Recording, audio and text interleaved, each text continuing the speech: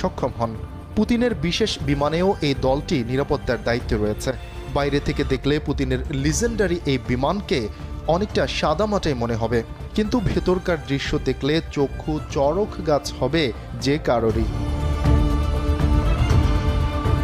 পুতিনের ব্যবহৃত বিমানটির 90% মডিফাই করা, যার মূল্য 504 মিলিয়ন মার্কিন ডলার। বিমানটিতে রয়েছে ভিআইপি কেবিন, সোফা, শোবার খাট সহ নানা সুবিধা। রয়েছে সোনায় মোড়ানো কমোডো। বিমানটিতে 87টি টেলিফোন রয়েছে, যার মাধ্যমে মাঝ আকাশেও প্রয়োজনীয় যোগাযোগ সেরে নিতে পারেন রুশ প্রেসিডেন্ট।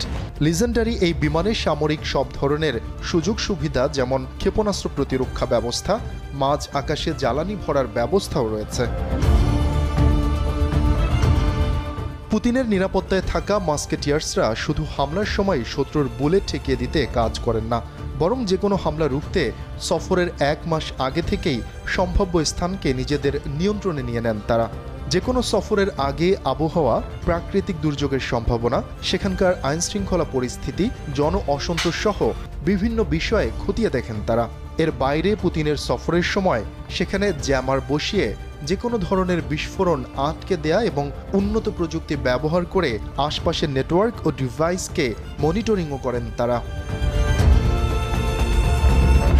রুশ প্রেসিডেন্ট ভ্লাদিমির পুতিন সফরকালে কোথাও অবস্থান করলে স্থানীয় নিরাপত্তা বাহিনীর সঙ্গে সমন্বয় করে কাজ করে থাকে তার নিরাপত্তার দায়িত্বে থাকা এই বিশেষ বাহিনী।